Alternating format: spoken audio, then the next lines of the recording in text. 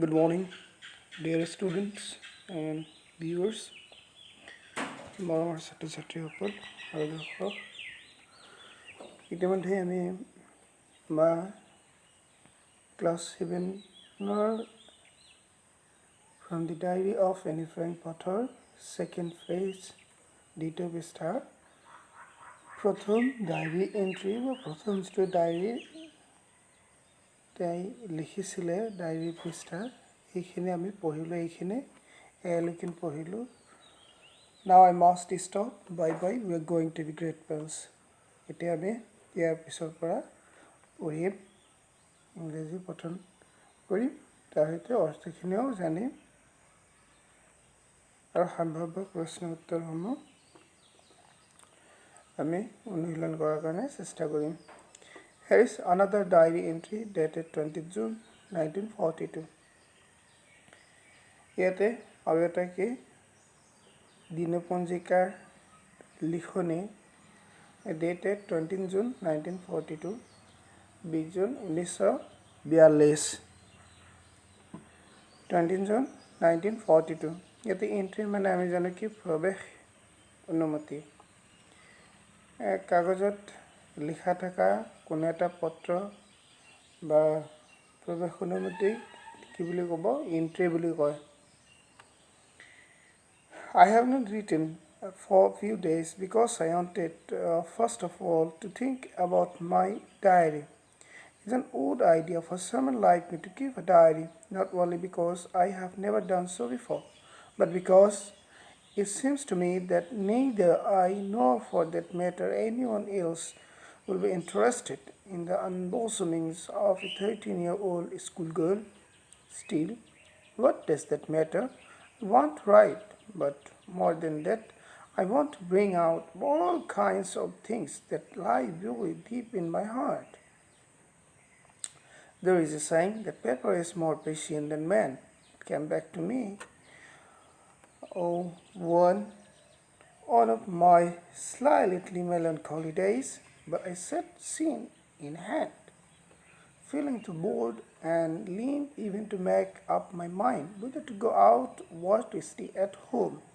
Yes, there is no doubt that paper is patient, and as I don't intend to show this cardboard covered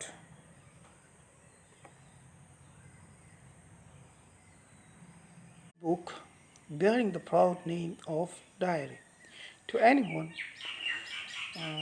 unless I find a real friend, boy or girl, probably nobody cares. And now I come to the root of the matter.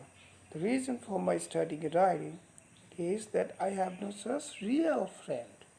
Hence, this diary, in order to enhance in my mind's eye the picture of the friend for whom I have waited so long, I don't want to set down a series of bold facts in a diary like most people do, but I want this diary itself to be my friend, and I shall call my friend Kitty. No one will grasp what I'm talking about if I begin my letters to Kitty just out of the blue. So I'll wait unwillingly. I will start by sketching in brief of the story of my life.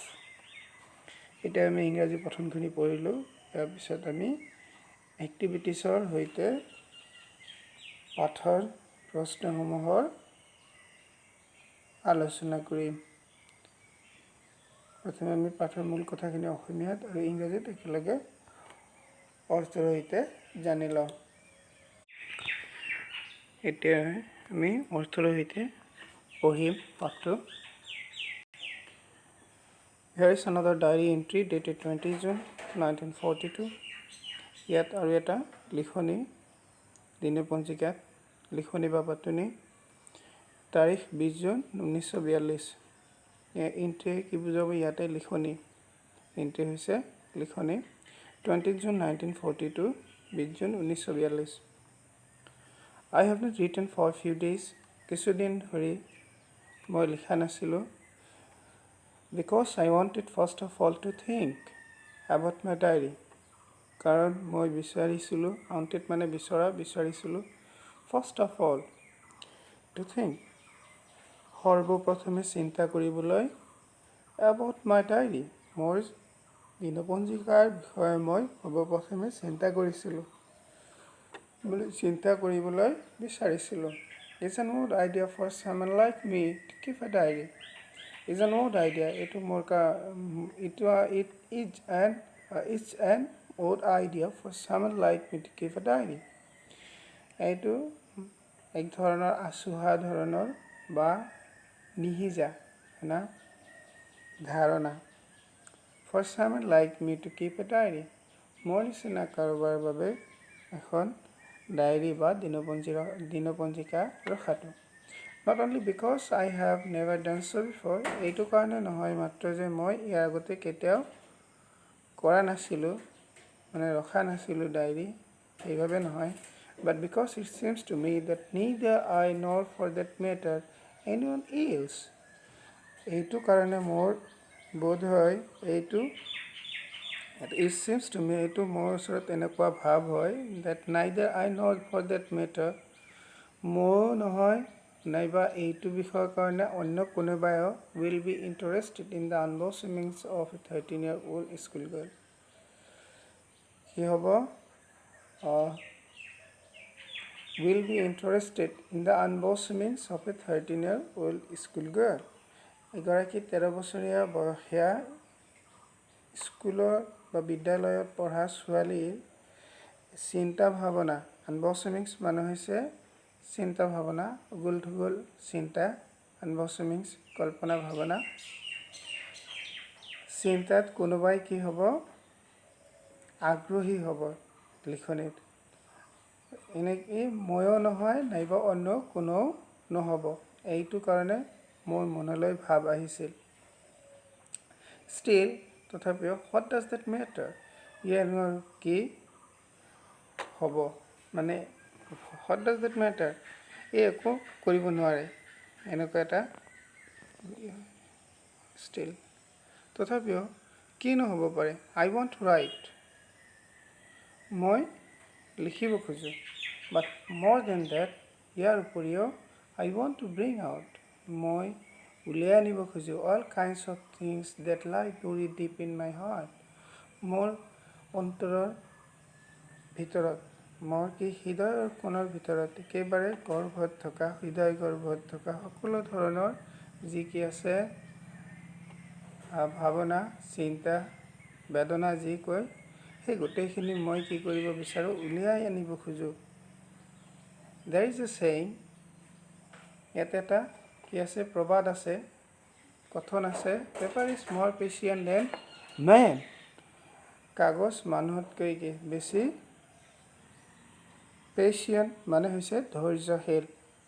It came back to me, মোৰ ওচৰলৈ আহিছিল on of my slightly melancholy days.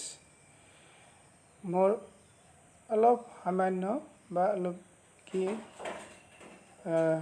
বা সামান্য কিহৰ দিনত? melancholy days, দুখৰ দিনৰ সময়ত মোৰ ওচৰলৈ আহিছিলে. Well, I said scene in my head, যেতিয়া মই বহি আছিলোঁ, scene মানে হৈছে থুতুৰিত হাত দি মই বহি আছিলোঁ, feeling too bored and lame even to make up my mind whether to go out or stay at home. ইমানেই আমনি পাই আছিলোঁ বা অনুভৱ হৈ আছিল, ফিলিং মানে অনুভৱ কৰা, আমনি অনুভৱ কৰি থকা হৈছিলোঁ, and lame, আৰু lame মানে একেবাৰে কি হোৱা, মানে উঠিব নোৱাৰা, খোজকাঢ়িব নোৱাৰা অৱস্থা, আৰু তাক কি বুলি ক'ব? limp. মানে limp even to make up my mind whether to go out or stay at home. এনে মোৰ অৱস্থা হৈছিল যে কি মোৰ মনটো মই বাহিৰলৈ যাম নে ঘৰৰ ভিতৰত থাকিম, সেইটোকো কি কৰিব নোৱাৰিছিলোঁ, মই সিদ্ধান্ত কৰিব নোৱাৰিছিলোঁ. Yes, there is no doubt. হয়, কোনো সন্দেহ নাই ইয়াতে that যে paper is patient and কাগজ হৈছে কি ধৈৰ্যশীল, and As I don't intend to show this cardboard covered, as I don't, যিহেতুকে মই ইচ্ছা কৰা নাই দেখুৱাবলৈ to show this cardboard cover, এইখন ডাঠ কাগজে আবৃত কৰা নোটবুক নোটবুক বা বহি খাতা bearing the proud name of diary, দিনপঞ্জিকা নামটো গৰ্বৰে লিখি থকাটো to anyone, যিকোনো কাৰোবাৰ বাবে বা যিকোনো এজনৰ কাৰণে, unless I find a real friend, boy or girl, probably nobody cares. So, যেতিয়ালৈকে মই এজন প্ৰকৃত বন্ধু ল'ৰা হওক বা ছোৱালী হওক খুব সম্ভৱতঃ নাপাওঁ, তেতিয়ালৈ কোনেও কি নকৰে, cares, কোনেও লক্ষ্য নকৰে. And now I come to root of the matter. এতিয়া মই ঘটনাৰ মূল কথালৈ বা মূল বিষয়লৈ আহোঁ. The reason for my starting a diary, দিনপঞ্জিকা লিখাৰ কাৰণটো is that I have no such real friend. এইটো হয় যে মোৰ কোনো প্ৰকৃত বন্ধু নাই বা বাস্তৱ বন্ধু. ইয়াতে প্ৰকৃত বন্ধু কি হৈছে, বাস্তৱ বন্ধু. হেন্স গতিকে দিছ ডায়েৰী, এইখন দিনপঞ্জিকা তাই কি বুলি কৈছে, নিজৰ বন্ধু বুলি সম্বোধন কৰিছে. সেয়েহে তাই ডায়েৰীখনক বন্ধু বুলি ধৰি লৈছে. In order to enhance in my mind's eye the picture of the friend for whom I have waited so long, মোৰ মনৰ চকুত যিখন ছবি বন্ধুৰ, যাক মই কি কৰিছোঁ, বহুদিন ধৰি বহু সময়ত অপেক্ষা কৰিছিলোঁ. I don't want to set down a series of bold facts in a diary like most people do. মই কি বিচৰা নাই লিখিবলৈ এই ঘটনাক্ৰম, কিহৰ সাহসিক ঘটনাক্ৰমসমূহ বেছিভাগ মানুহে যিবিলাক দিনপঞ্জিকাত লিখে. But I want this diary itself to be my friend. মই কিন্তু বিচাৰিছিলোঁ এইখন দিনপঞ্জিকাকে মোৰ বন্ধু হিচাপে. And I shall call my friend Kitty. আৰু মই মোৰ বন্ধুক কি বুলি মাতিম, কিটি বুলি মাতিম. ইয়াতে এনি ফ্ৰেংকে তাই ডায়েৰী বা দিনপঞ্জিকাখনৰ বন্ধু হিচাপে এটি নাম দিছে বোলে কি, Kitty. No one will grasp, কোনেও ধৰিব নোৱাৰিব, what I'm talking about if I begin my letters to Kitty just out of the blue. যদি মই কথাটো আৰম্ভ কৰি দিওঁ, কোনেও ধাৰণা কৰিব নোৱাৰিব যে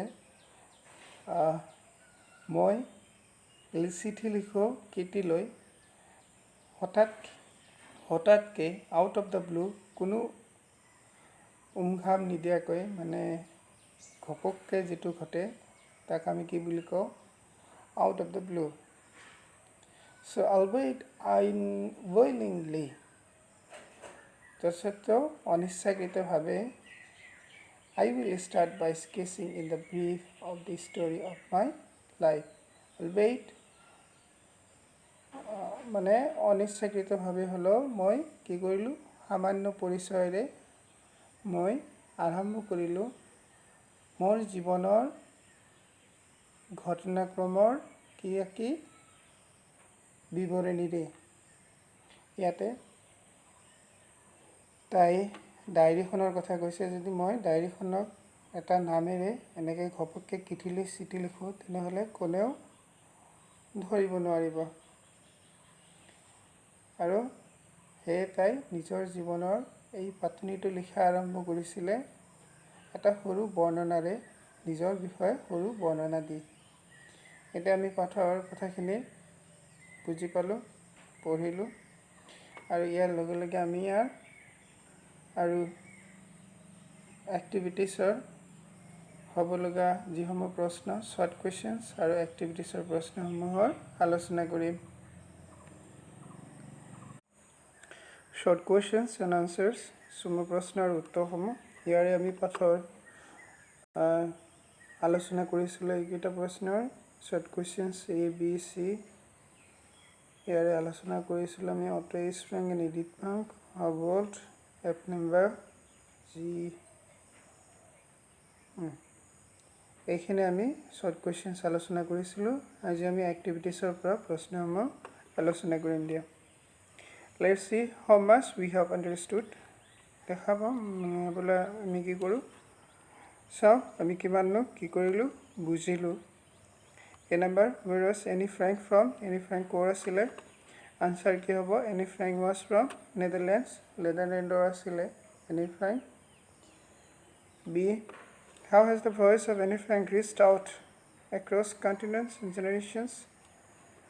Anne Frankৰ কণ্ঠস্বৰে বা Anne Frankৰ মাতে কেনেকৈ চুই পাইছিলগৈ বা গৈ পাইছিলগৈ মহাদেশ আৰু প্ৰজন্ম বা বংশধৰসকলক আনচাৰ হ'ব কি উত্তৰ Anne Frank's voice has reached out across continents and generations through her diary.